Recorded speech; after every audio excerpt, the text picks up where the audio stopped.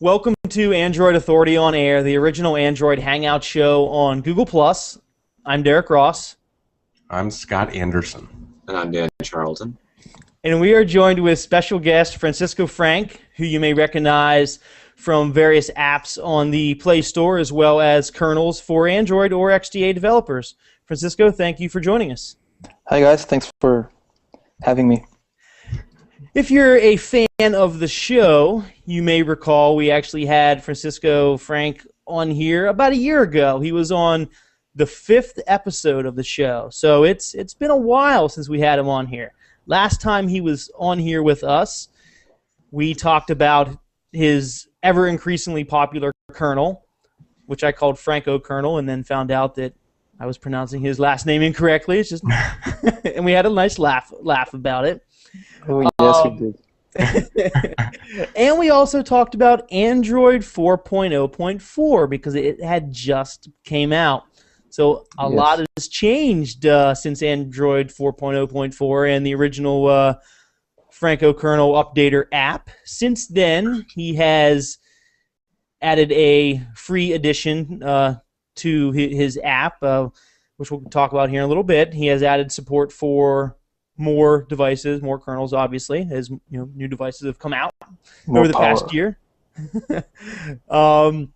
He has added a Nexus 4 display control, separate app, as well as a simple CPU monitor extension for dash clock widget. So if you're on Android 4.2 and you're rocking dash clock widget, because everybody should be using that because it's awesome, you should check out his extension for it. And then he also has a simple reboot app if your ROM that you're running doesn't have reboot bootloader and recovery, stuff like that. So, Francisco, once again, welcome to the show. It's great to have you here. We have a bunch of questions lined up for you. And those of you that are watching live or listening live, either on Google Plus or YouTube, if you have any questions about any of his apps, why he's awesome, or anything like that, feel free to go ahead and drop a comment, and we will be watching for those comments, and we'll add the question to the queue. So feel free to ask away. Yeah, please do. Okay, so starting off, what devices do you support for your kernels? I know it's a list. Since the beginning or just only now? Correct. How about now? Okay, so now I have a Galaxy Nexus, Nexus 4, the Nexus 10, and the Nexus 7. Okay. So everything inside the Google ecosystem, basically. The Nexus. Yeah. Okay. What are some of your steps that you go through when you conceptualize an app? Like, how does it come to be? Oh, that's a hard question because I haven't made that many apps. You haven't made one in a while. So I guess let's say, why did you get into developing your most popular app? Is obviously your kernel updater app. So why did you decide to update or to add that and continue adding features to it and so forth? Probably because I wanted people to flash the kernels easily without the problem of rebooting to bootloader or going to the stupid recovery. So they just 1 click, 2 clicks most, and done. And most people just don't go over to XDA developers to check if I have a new version. And they can just open an app and see, whoa, there's a new version. So let's 1 click and have it. See the changelog there, and it's hassle-free. And UI, right now, it's great, but it's been evolving for a while. But try to follow the Google guidelines so it's easy for everyone, even geek or non-geek. So, and it helps a lot for people to manage their actual kernel options, because I've been adding stuff for a while on all my old devices, and it's kind of hard to keep track of all the paths to go geek mode and shell and type it all. Even I don't know every path from out of my head. So using the app works, and people like it for that because it's just easy and it works. Okay. So I just wanted something that people would recognize, that be helpful, and they would actually use it every day. Okay. and I use it every day. So I'm my main customer myself. I made it for myself. Then the other people enjoying what I like to do. So that's probably the biggest reason. Making stuff that I would use first, and then give it out for free or not. So depending on the amount of work I have. Okay. I believe I remember what your favorite device was when we last spoke. Now that new devices have been released, what's your daily driver and what's your go-to device? Oh my god. I'm not sure I can say what's my daily driver. It's not secret stuff, but I better not say it. But Well, I use remember talking about the Galaxy S3 Yeah. a year ago when you were last on the show, and I you use- said, if I remember correctly, it was quote unquote shit. yeah, I had a bunch of problems with that device. You and about 50 million other people. It's not very developer friendly. Anyway, but my daily driver, it's the Nexus 4. It's the best device I've ever used. I'm very happy with it. And I saw the Galaxy S4 today, and besides the awesome screen, I'm not going to change because I'll use Google's experience and I'll use build quality that's iPhone-like in the Nexus 4. And it just works, in my opinion. And I kind of like building code for this chip because the Qualcomm is very free open source, and so the code is good, it's clean. Aurora So helps a lot, and Qualcomm's code has gotten a lot better over the last 18 months or so. yeah, I believe so. Yeah, they're getting better, and the code is well documented. The comments are extensively documented. Yep. And it's easy to go around and change it and make it better if I want to. But I'm sure we go down to change this sometime soon. It is. Okay. Another question. Do you plan on? I know that you make apps for rooted devices and for like a specific demographic. Do you plan on making any apps for the general public? Something that doesn't require root? Something that anybody really on any device could download and use? Yeah, probably. Right now, I don't have any plan, but I've been thinking, and that's might be goal for the next 6 months, for sure. Maybe 6 months, 1 year. We'll see what happens when I'm done with my training, or the place where I'm in at the moment. After that, I'll have time for developing something out of the Nexus range or out of the routing kernel stuff, because that's gotta expand. Okay. Makes sense. Question from YouTube: will you buy a GS4 and develop a kernel for it? I think I know the answer. No, I'm so sorry. Yeah, no, that's not. I'm not saying it's not gonna happen, but it's 99%. It's not going to do anything. If somebody buys you a device. If someone gives me the device, like, okay, I give you this, can you do it? I would do it, but I'm not going to waste my own resources for something I won't use first. I won't enjoy second, and that I don't have any particularly enthusiastic. Yeah. Yeah, I'd have to advise you against the offer to let people buy one for you, because people will end up taking you up on that offer, and then you'll end up supporting 25 devices and burn it out.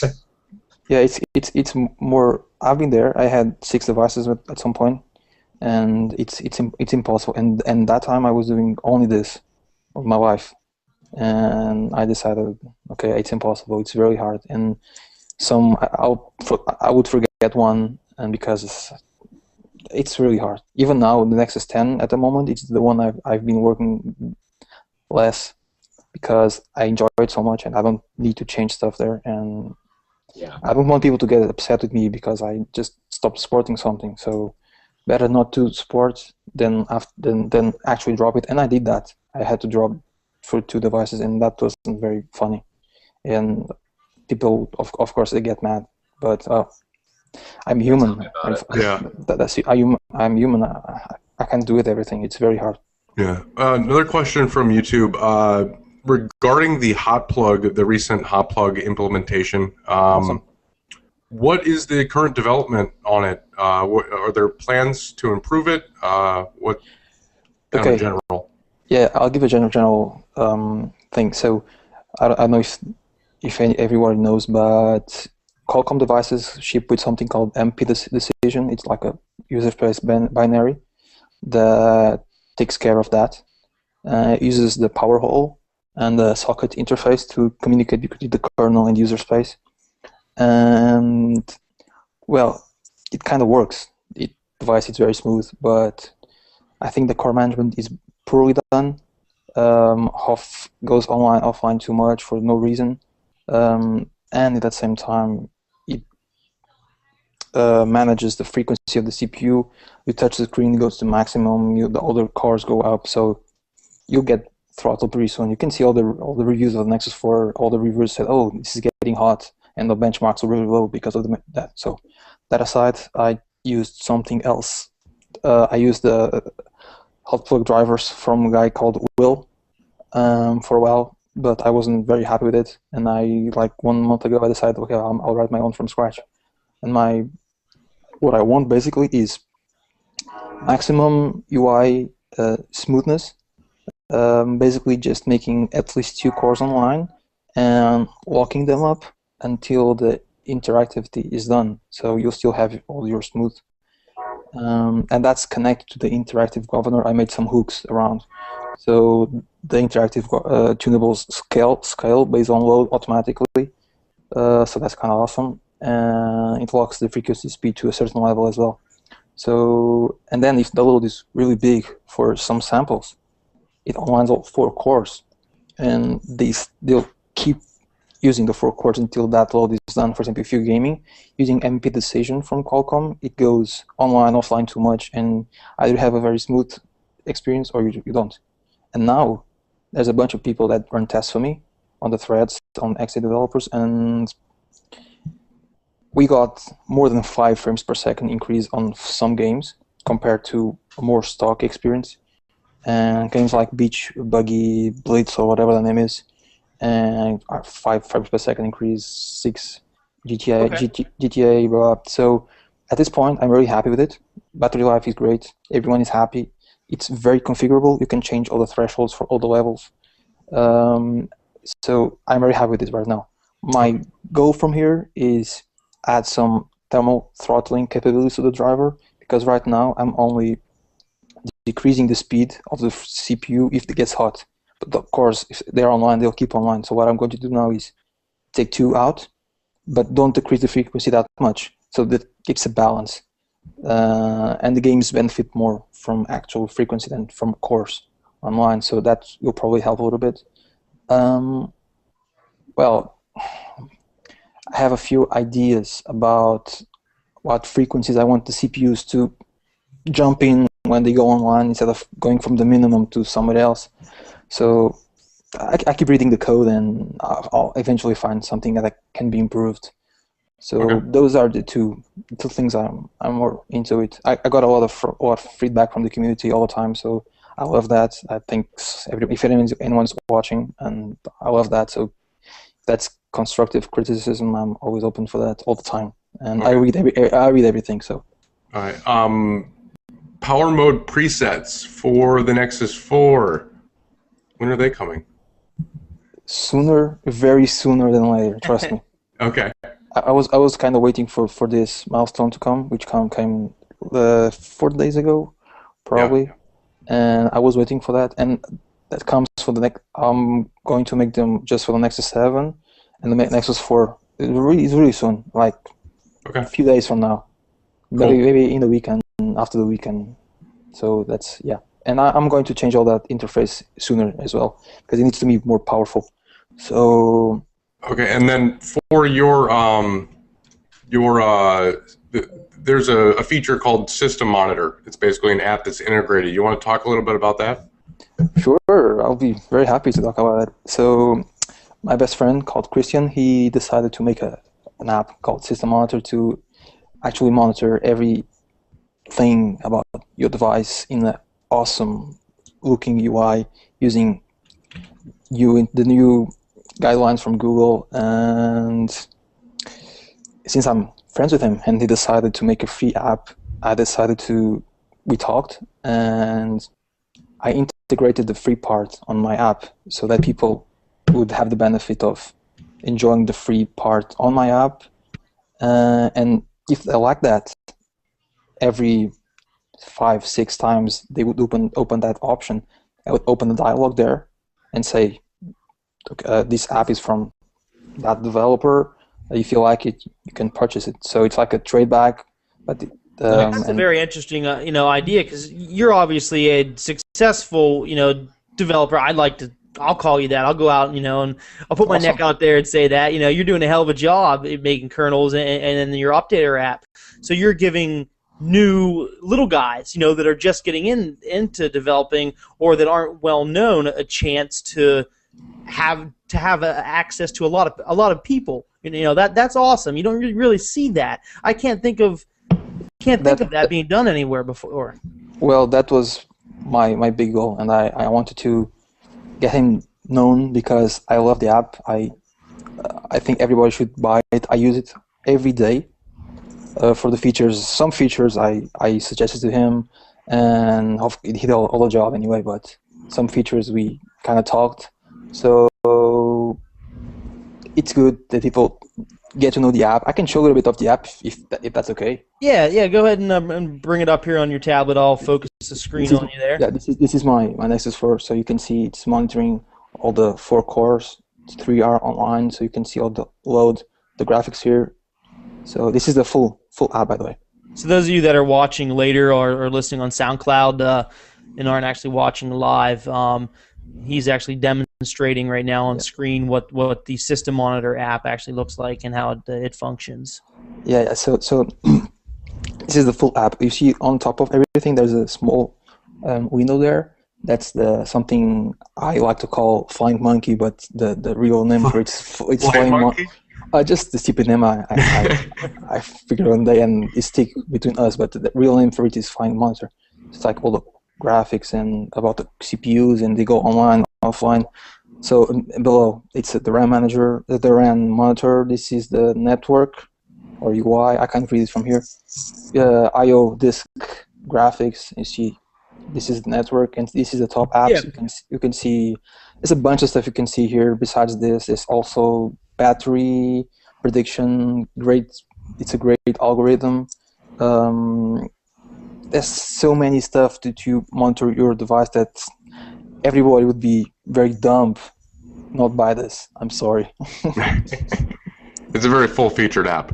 All right, so I have a question for you, Francisco. So you're obviously doing something that I think is pretty noteworthy, pretty revolutionary, because I don't see it done a lot. You're giving a new developer a chance to reach a lot of people.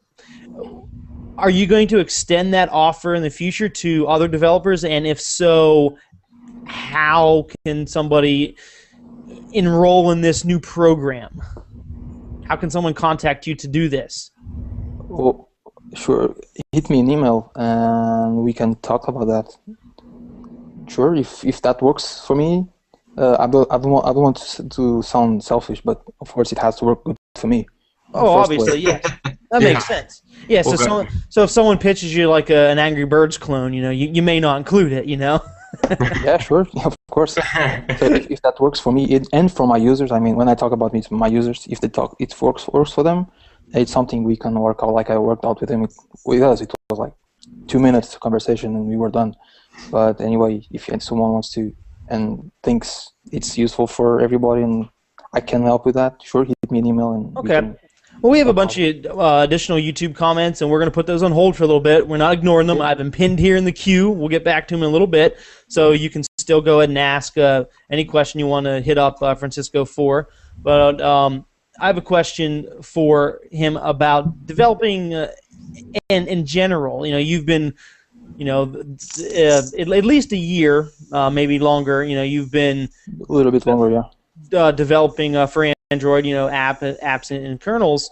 So you're versed in how Android works. Where do you see Android going in the future? Where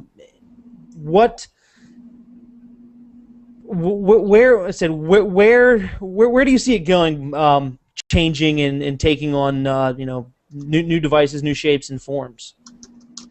Well, that's an interesting question. I haven't thought about it. I think it will be more person oriented, more social oriented. If you see all the news from that messenger bubble stuff, for example, I know that the next version will have something called the Game Center as well. So something like iOS. So I haven't seen it, but I know it's going to come. So Yeah. Here we go, freebie. So, Anyway. so what about? Could you see yourself? There's rumors that a smartwatch from Google is going to be, that Google's working on a smartwatch. Let's say that is true, and they put out a watch. Could you, and let's say it's open for developers to hack and slash a kernel for. Could you see yourself developing a kernel for that, or maybe Google Glass, wearable tech? Would you consider doing that in the future if those avenues became available? Well, I'm not so sure. Messing with kernels for those devices, it's intelligent because you want them to work all the time. You're not actually going to debug stuff on the Google Glass or debug stuff from your watch. You want them to work. So I trust Google will do their good job making kernels for them. And I'm not so sure I would want to mess with that because we want to see your time on your watch, and we don't want you to reboot. So I see myself making apps for them. But having your phone be unstable is okay, is what you're saying. Sure. Yeah. I can always pick up another phone. Yeah, it doesn't mean it's unstable, but it can happen. Yeah. That's a good point. I'd rather have my phone crash than my Google Glass, and I'm driving and I'm seeing the directions to go to In-N-Out Burger, and I want that burger so much that I don't know where I am, and that thing just crashed. That would be funny. No, that would not. No, that's my take on it. But apps, sure. Okay, quick questions. Shout out, I'm a Nexus guy. I have Nexus 4 using your latest 134 kernel. Loves it. HTC One getting the kernel? No, sorry. No? Okay. No more HTC for me. No, never. Would you ever consider... I know the feeling. Another one, would you ever consider Sony support in the future? I haven't, but I like the way they're going right now. Okay. I like the latest one, the Z, maybe? The Z, yeah. Yeah, it's not there yet, but in like a year, if they keep doing what they're doing, if I like the device, sure.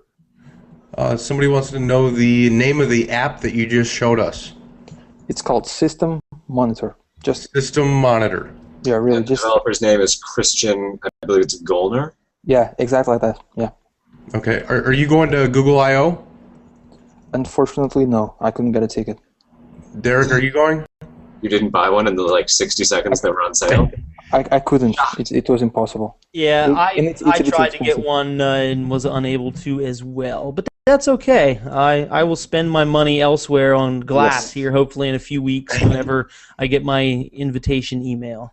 But I'll be going to the barbecue. You were supposed to go to the Big Android barbecue last year, my friend, and you let me down. I couldn't because of the visa bastards. Yeah, I know. But hey, you know what? You're now in the U.S. You're already here. You don't have to worry about any of that crap. It's true. Once you're in the States, getting around is a lot easier.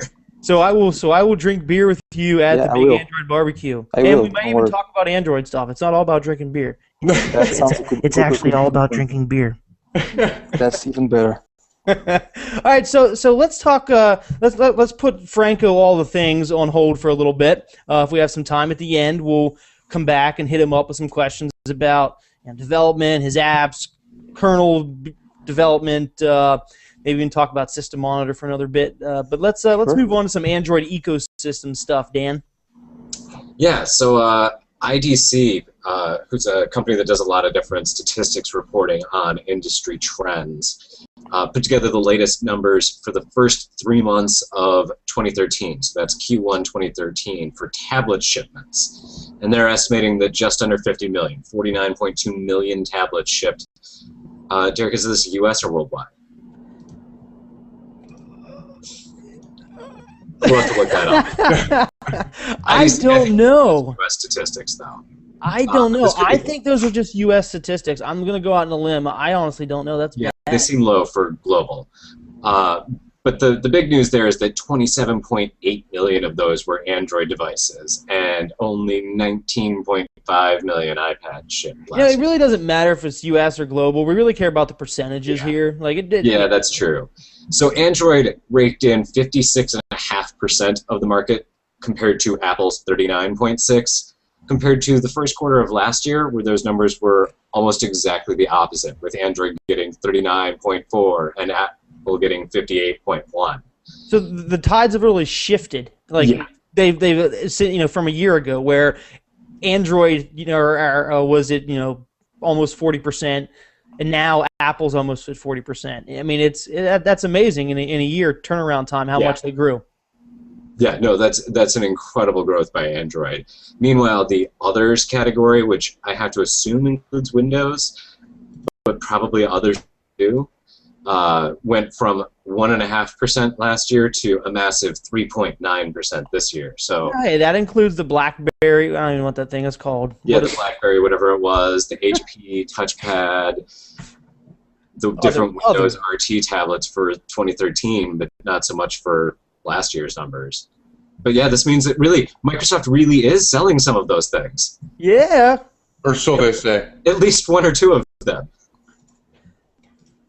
You know what, Dan? When these numbers came out, Dan, a lot of people were. So when these numbers came out, a bunch of blogs in Silicon Valley, tech blogs, were saying, "Hey, look, Samsung lost to Apple. Apple sold more devices than Samsung." They weren't saying that Android was sitting at 56% and iOS was at 39%. They looked at the actual manufacturers selling these devices. And That's said, because a lot of the writers are on the payroll of Apple still. Apple is notorious for paying bloggers to write favorable about Apple commentaries. So when something is not favorable for Apple, like, oh God, we lost 25% of the market in a year, so the story becomes, oh yeah, but you're still beating Samsung, so it's totally fine. Yeah, typical pro-Apple media BS. So, Francisco, what do you think about the tablet market share in Android? Gaining 25%. Are you seeing a lot of new users for the Nexus 7 and Nexus 10 downloading your kernel?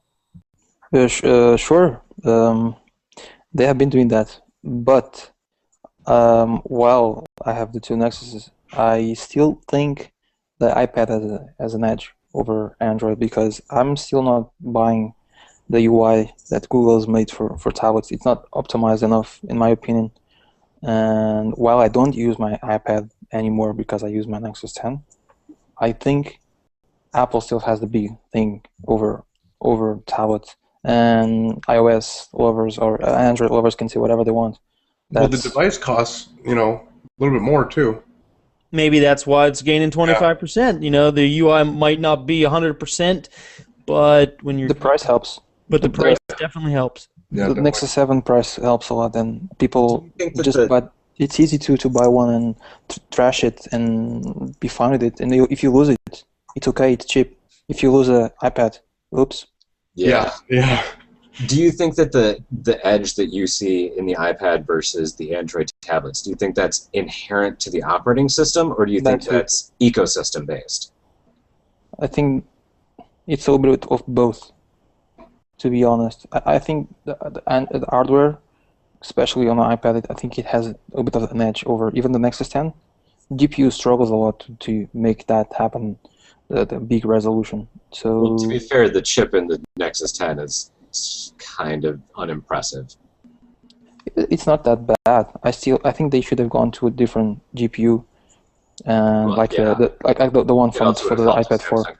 Could have got their crap together and made a Cortex A15 when they planned to about 8 months earlier than that. Yeah, but the software, I think Android is still not prepared for tablets as it should. It's my opinion. So. All right, so let's see, maybe if Android is, unprepared for tablets, maybe we'll find out some new stuff at Google I/O, which is in 2 weeks. And there's a lot of speculation right now. Are we going to see Android 4.3? We're going to see Babel. There's we're going to see something awesome coming with Chrome and Android. But I'm going to connect some dots for everybody here. I'm going to draw some lines and throw some stuff at a board and see what happens. So, looking back over wait. Are you going to pull a Samsung? No, I'm not gonna throw 900. I'm just gonna throw every idea I've ever had. I'm not gonna give everybody like 50 different ideas and be like, oh, see, look, I called it. I'm not gonna. I'm gonna give my one speculation on something I think is coming, and we'll see if I'm right or wrong here in 2 weeks. So, we know that Android Gaming, a game center, was found in the My Glass Android app a couple weeks ago thanks to a teardown by Android police. We saw an Android game center. We saw it was going to do all these things that a game center should have. Okay, so there's your first dot. Now let's backtrack to about a year ago when when Google Plus games and Chrome games were being talked about a lot. One of the guys in charge of the project said, a year from now, or something along the lines of this, we're not going to talk about Android games and Chrome games and Google Plus games. We're just going to talk about Google games. So we said, oh, look, one day, games are going to be unified. But, it was just, off the top of his head type thing. There was no date. There was no firm saying, we are definitely doing this. But it's like, someday this might happen. Now, looking back a few weeks ago, maybe a month or so ago, maybe more, not 100% sure on the time frame, but you remember that maze game and the race game where you could hold up your Android phone or your Android tablet, open up Chrome, go to a special URL, and then you could go to a special URL on your desktop computer or laptop, and you could use your Android devices as a game controller, and you could control the maze, you could control the characters running the race, riding the bike, swimming, and so forth. So you used your phone as a gaming controller, and your TV or your monitor was the big screen, and you say that there was Chrome gaming, and it was a Chrome experiment. Now, it was all well and good, it was all fun, and it was neat, but it wasn't super exciting. It was just something thrown together to make people say, oh wow, that's cool. But what if it was testing the functionality of using Android, using your phone, using your tablet as a game controller? Now, Google has done things like this before. Those of you watching on Google Plus right now, remember when Hangout mustaches first came out and everyone thought they were the coolest things ever? And then, for some unknown reason, 2 months after Hangout mustaches came out and everybody used them, we got facial recognition on Google Plus Photos. Huh. And I remember making a comment saying, hey, thank you, Hangout mustaches. And I remember getting that comment +1 by a few Googlers. And Goog 411 for years was used and given away for free.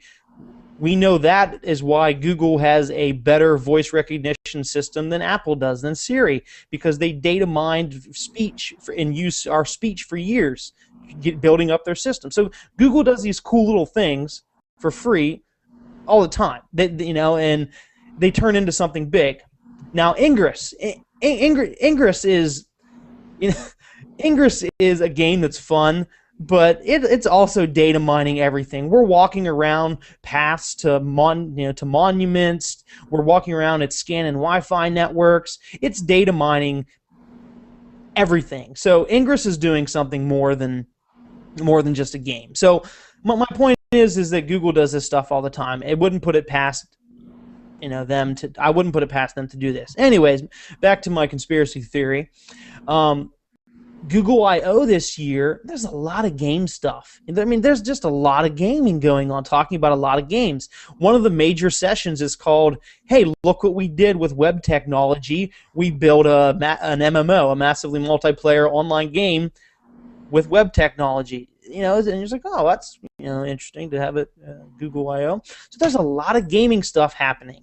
Put all that gaming stuff happening that we already know is coming, and then speculated to come, and then coming at some point, and then we say, well, competitors are putting out all these little HDMI game sticks, or Ouya is putting out a GameCube, and Nvidia. So all these companies are using Android for gaming, and Google isn't doing it. And Google hasn't said, yes, we're doing this, or yes, we're aware that this can be done. Now there's the Google TV, but people don't use that to game, and Google TV, quite frankly, hasn't been a hit. It hasn't been. It hasn't sold 100 million devices. But you know what sells 100 million devices?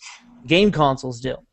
So Xbox, PlayStation. I think that we're going to see, call it a gaming stick, and it doesn't really matter what it is. If it's a stick or it's a little cube, or a little console. I don't care what the form factor is. I think we're going to see a gaming device, a piece of hardware, be released, and it's going to be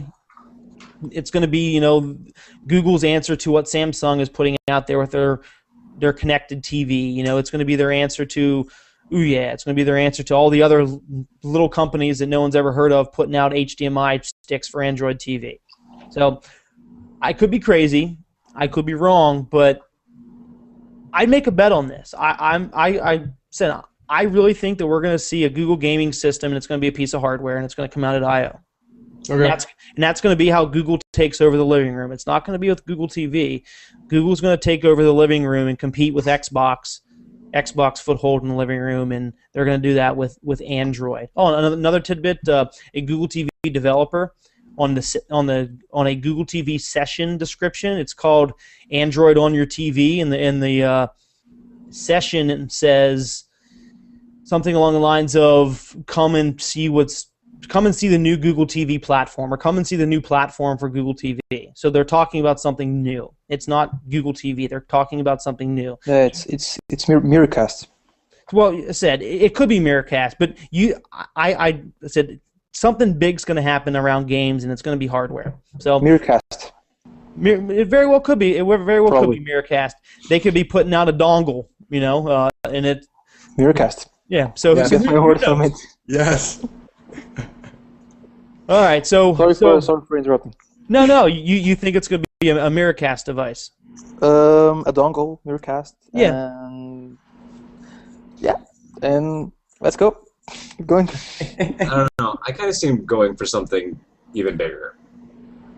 Right? I think you're right probably about most of the gaming and the implications of all of that, but I see that as just being one piece of the puzzle, not the whole puzzle.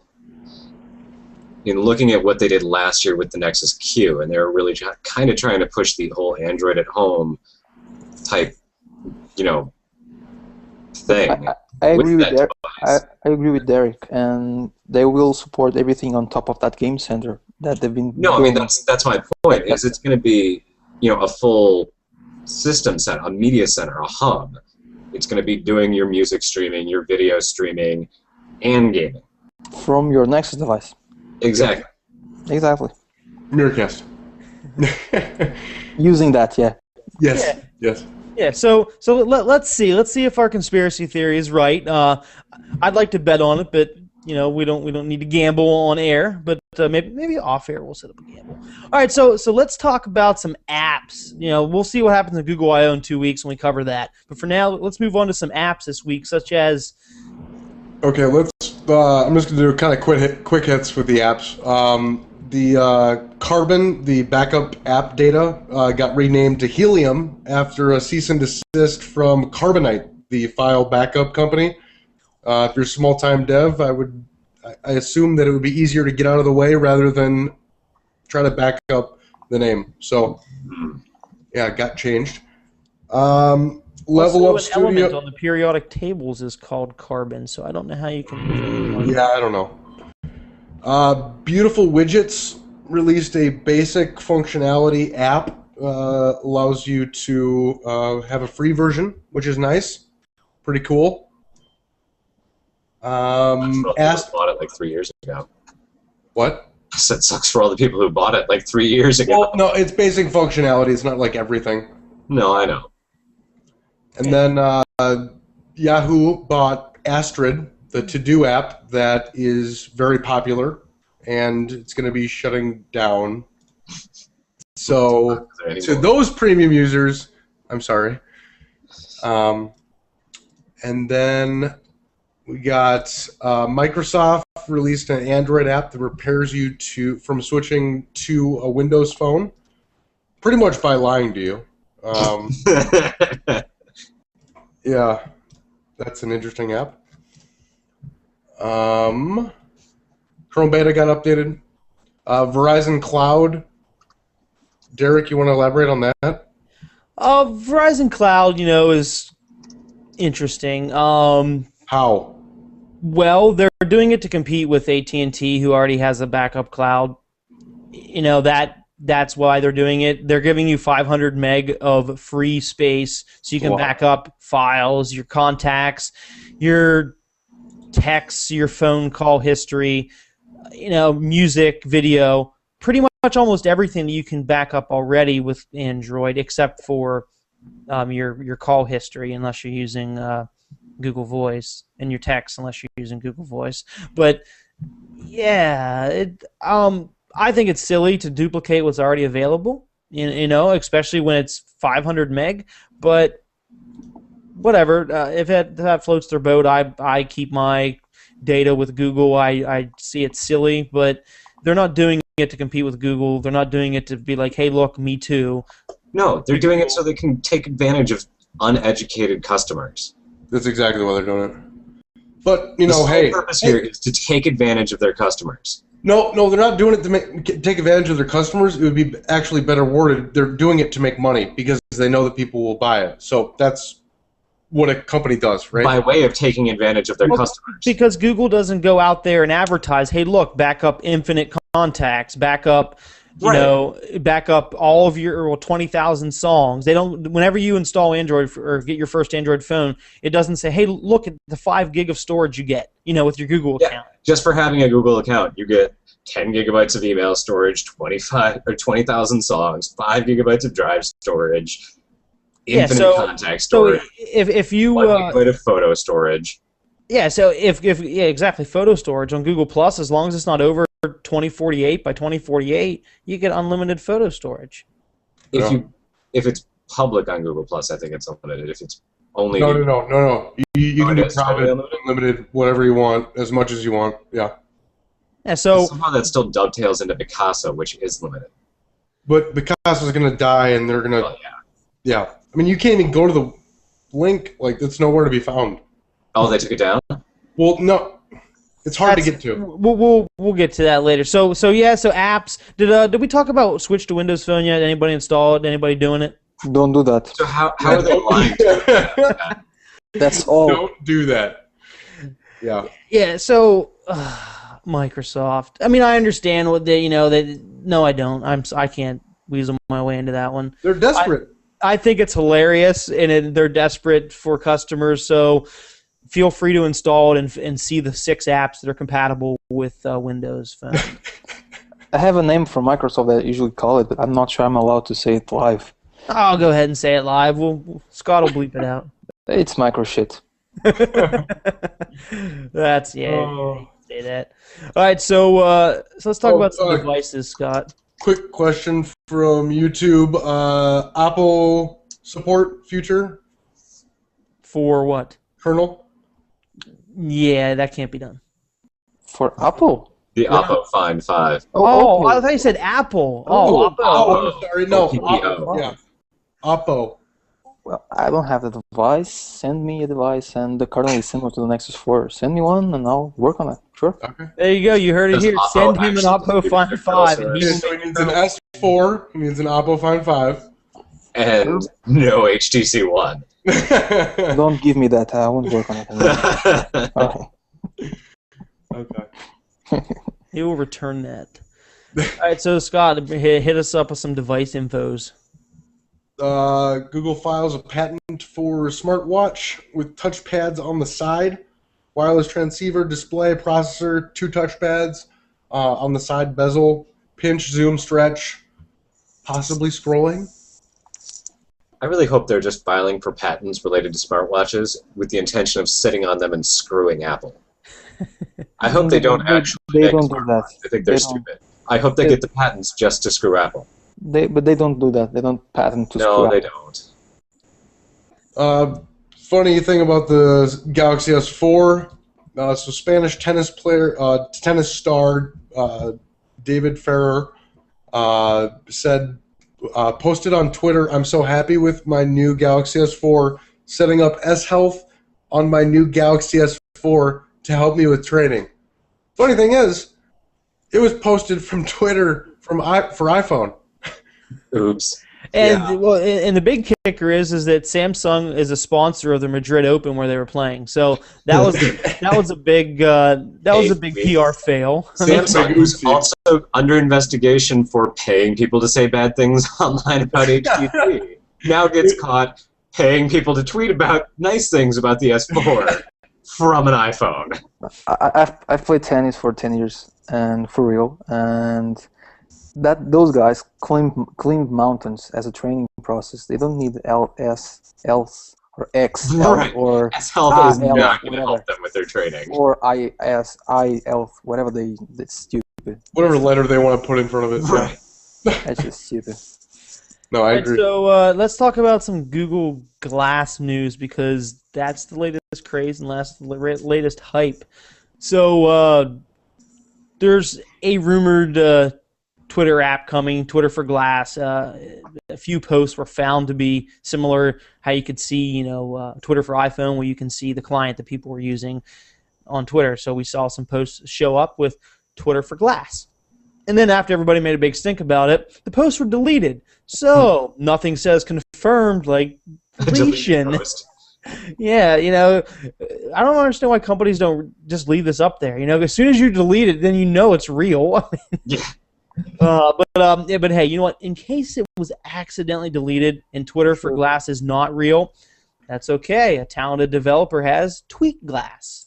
Or Glass Tweet, Glass Tweet, which does the same thing. It's just not official. It allows you to post from your timeline to Twitter. So, until like a week from now when Twitter changes the API and breaks the app. No, yeah, or until it gets 100,000 installs like Falcon Pro, and then you can't use it anymore. Yeah. So we know that Glass is running Android, right? It's running Android 4.0.4.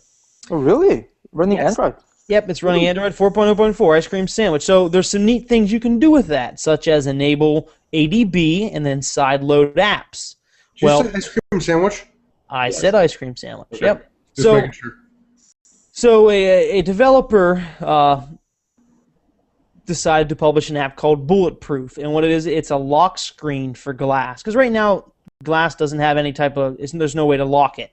So if I had Glass sitting on my desk and somebody came into my office and picked it up and put it on, they would just be able to start looking at my personal timeline. Which, a lot of people are going to have Glass on their head all the time, but still. Yes, tons.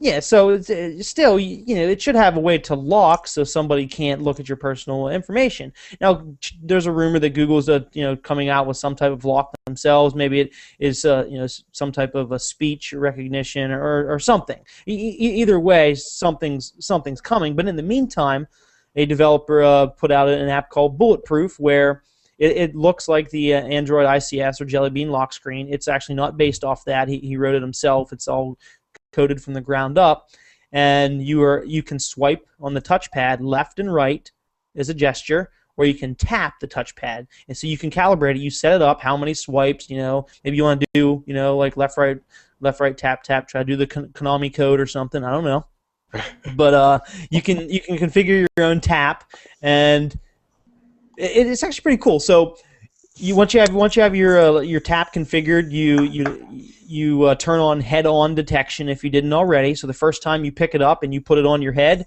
it says, "Hey, look, it's now on the head." It turns on. It asks you for your lock screen code. You swipe and tap. You get off the lock screen, and then it doesn't ask you for it again. It's on your head. It won't ask you for it again until you take Glass off and then go to put it back on. So it knows when you take Glass off because of head-on detection. So it's actually really cool. But most people aren't going to install that because you have to install by ADB and not. But the chances are the people that have Glass right now are developers and savvy enough to do so. We had talked about, I believe, last week briefly that doing an APK decompile and looking at the code, I was able to see that the Glass app, glassgestures.apk, when I decompiled it last week, I saw that it had wink gestures in there, and there was all sorts of code for setting up wink gestures and for blinking or winking to take a picture, and how to calibrate it and how to do all sorts of stuff with winking. And well, Mike, being the talented developer that he is, he went out and developed Winky, which Winky is just an app that you sideload by ADB, and all it does is enable the native code that is in Glass already for winking to take a picture. And it's pretty cool. Glass doesn't need to be on. Right now, to take a picture, you have to hold in the camera button, you have to tap it, or that's option 1. You have to tap it and then say, okay, Glass, take a picture. Or you have to, do your head wake. You flick back to wake up Glass. Then you say, okay, Glass, take a picture. Which is still a hell of a lot better than reaching my hand in my pocket, pulling out my smartphone, doing my unlock pattern, finding the camera app. So that's still awesome. But winking is instant. You wink, boom, you take a picture. And Glass doesn't even have to be turned on. It's just on your head, so the screen can be off, and you wink, and boom, you take a picture. That's completely hands-free, and it's instant versus 3 seconds to, But is it going to take a picture every time I blink? No. Glass actually has a whole bunch of code in it, really high-performance code to actually look when you're actually doing a facial scrunch, when you're actually scrunching your eye closed, not just a blink. And it's based on time lengths and everything. It's really sophisticated. So from what Mike was saying, it's not going to confuse just a little, like maybe you have a bug in your eye and you're sitting there going like that. It's not going to do that. It's not going to take pictures then. You have to really maybe close your eye for a second. Okay. So you have to do the scrunch. So it's very cool. Obviously, I don't have Glass, haven't tried it, but I've seen Mike's demo video, and I think it's awesome. Okay, so this is other next Android version. It's, as far as I heard around there, it's going to be full of gesture stuff, like just what you just described. So, that's neat. If so, if there's going to be all sorts of gestures coming to mainline Android. Yeah, it's coming. So. Well, very cool. All right, so we can hope that. Well, good. I'll take that as an unconfirmed report by Francisco Frank. By someone, yeah. By someone anonymous that is not on the show right now. All right, so let's talk about some rootin' and ramen stuff real quick. We'll try to wrap up here. We have about 5 minutes or so left. So the HTC One, Will Wheaton, everybody knows him. Wesley Crusher, a big geek superhero, I guess. He was having problems last night rooting his HTC One because it's an HTC phone and they're a pain in the butt. So he was able to successfully unlock the bootloader, but he couldn't mount the partitions in recovery to push a super user to actually do the actual rooting. He eventually got pissed off and gave up. And Koosh, being the awesome guy that he is, came out with a special version of the HTC One recovery called Will Wheaton Recovery. What it does is, if you can get the recovery flashed, it'll root your phone for you. You don't have to worry about finding the partition or pushing super user. So it's a limited edition only for the T-Mobile HTC One and AT&T T1. It roots your phone if you're not rooted. So you flash recovery, you boot the recovery, you select reboot from the menu, and whenever you go to reboot, it says, hey, you're not rooted yet. Do you want me to automatically root this for you? And it does it. And there's a picture of young Wesley Crusher in the background. I think that's pretty cool. So remember... Personally, I think if you're having that much trouble rooting your phone, you probably ought not. Oh... He said that when he was having all the problems he was having, it made him miss his Galaxy Nexus because that was a lot more friendly device, which is probably true. So speaking of developer-friendly devices, remember how a few weeks back we found out that CyanogenMod wasn't going to support the Galaxy S4? No, we found out that one developer didn't want to buy the Galaxy S4, and then bloggers around the world blog spammed saying CyanogenMod is not supporting the Galaxy S4. When in fact it was just one dude. You know, it was maybe a couple people on Team Hacksung. A couple people said they aren't going to do it because it's a pain in the butt and they're not doing it. But that doesn't mean the Snapdragon version isn't going to be supported, and that doesn't mean that CyanogenMod isn't 3 or 4 people. There's 30 or 40 people on their team. Yeah, so Steve Kondik, aka Cyanogen, posted on Google Plus an image of CM10.1 running on the Galaxy S4 already, but it's not. But he titled it "Not Supported," so take that with a grain of salt. So yes, it is gonna. CyanogenMod is gonna support it. Obviously, I mean it's running CM10.1 right now. So maybe the international version, maybe the Octo isn't gonna support it. Maybe not. Who knows? You can forget that one. That's for sure. You don't think you think that's a definite? They won't work on accents again. Trust me. Yeah, Andrew Dodd. I'm not a big fan of them anyway, but I'm doing that. Well, Entropy, aka Andrew Dodd, has extensively talked on Google Plus my posts about this, and basically saying that it's a big pain in the ass, and he doesn't want to touch it. So I agree. If you've heard the same thing. No, they won't do it. It's too painful. No, stupid. It's not getting better. And he basically said that Samsung puts out code that says one thing, and then it doesn't match the compiled binaries. Like they're not. There's a disconnect somewhere. No, they put out code that can't compile. They put code that doesn't match what's in the device. HTC does a lot of this too.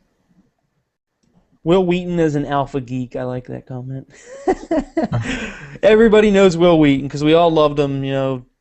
However long ago, Next Generation was on TV.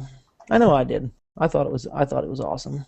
But so, any more questions for our man Francisco here about anything you want to ask him? What's his favorite color? Go ahead and ask him. He'll answer. What's your favorite color? I don't know. Okay, good answer. I don't know the answer. Maybe the correct answer should have been what's the hex code for hollow blue? Like that's what you should have said. 35B5E5, I think. There you go. something like that. Maybe I missed one or two. Don't take that. Yeah, it's close. It's close to that. All right, well, real quick, 30 seconds of patent news. Dan, go. So the judge in the Microsoft v. Motorola case did something rather unprecedented and set a FRAND rate arbitrarily. No other judge has ever done that before, certainly not in the district court level. In addition to that, this is the same judge who overruled a German court ruling because apparently a judge in Seattle has that kind of authority, and is also basing his entire ruling on the established practices for patents that are part of licensed patent pools. The only problem is the patents at issue in this case aren't part of a patent pool. So his entire legal basis is irrelevant. In more ridiculous patent news, Judge Koh in the Apple v. Samsung case has ordered a new trial for the damages and set the date. It's going to be later this year. They're going to try and keep it short, 2-3 days, and she put all kinds of restrictions on both sides. Though she's leaving an option for Samsung to appeal her decision again if the USPTO makes a final decision on Apple's patent's validity between now and then. The only problem there is the USPTO already made its final decision. Apple can appeal that decision, but their last order is final. That's why they called it their final judgment. Okay. So basically she's saying, oh, well, we're only going to bother, going back and waiting if the USPTO comes out between now and then and says, yes, these are definitely invalid, even though Apple says otherwise. The problem is the USPTO could just as easily not care when Apple submits their appeal and never bother looking at it. Their invalidity still stands. So apparently, being a judge in America doesn't actually require you to understand American law. That makes sense. Well, we know that there's always heat in trouble surrounding patent laws and patents. So I'm sure it's not going to get better until it gets Yes, worse. but there's plenty of intelligent judges like Posner, or I can't remember the name of the judge who was on the Judge Posner, I like him. Yeah, he took the time to learn Java because the case was about Java. Like, Good man. maybe I should actually have a clue what all of these people are talking about while I'm sitting up here on the bench. Yeah. Yeah. Right? Like, there are good judges out there, but then there's other ones like this who just totally make crap up as they go along. That's obviously not legal. And then say, oh, no, we aren't going to wait until the appeals court, because then I'd have to admit the fact that I've made a ton of decisions that are obviously going to get tossed on appeal. It's a crazy world out there. Yeah. Okay, well, Scott, why don't you do your thing? All right. You guys watching us on YouTube, if you like us, want to subscribe, go ahead. If you guys don't want to watch us because you don't want to use the bandwidth, or you just don't like the way that we look, you can always listen to us on SoundCloud. Dan, what do you have to say? Nothing. Okay. You can listen to us on SoundCloud, Stitcher Radio. We have a RSS feed. Yeah. iTunes. Podbean. Yeah. Website. After every show, we post a blog article giving. You can basically find us all over the internet. Yeah. AndroidAuthority.com. Franco, you want to shout out anything? Sure. Thanks, guys, for having me here. It was a lot of fun. And if anyone has more questions, make sure you post on the Google Plus shared post, and I'll hop on there in a few minutes, and I'll try to answer everything. Thanks for, if anyone's watching, thanks for all the support. It's kind of overwhelming sometimes, and that's awesome. And I don't get to talk like this frequently, so thanks so much. And I really you do great appreciate work. it. You know, we want to have you back on the show again. Hopefully, it's not a year. Hopefully, we don't wait till next year to have you back. Maybe we'll get back here in another couple months or something, and maybe sometime after I/O, and we'll talk about if we were right or wrong. Yeah, we'll be talking about 5.0. You'll see. Scott, this is 3 weeks in a row. We have had a comment to make your damn bed. I saw the comment. Every week we get a comment to make your bed. No. You keep saying you're going to do it. I am now going to. All right, so those of you listening on SoundCloud right now, I envy you. You don't have to look at his messy bed for an hour. All right. Okay. I will not make it for next time. All right, Francisco, Frank, thank you again for coming. We loved having you, Dan. It's a pleasure. Scott, make your damn bed. Good night, guys. See ya.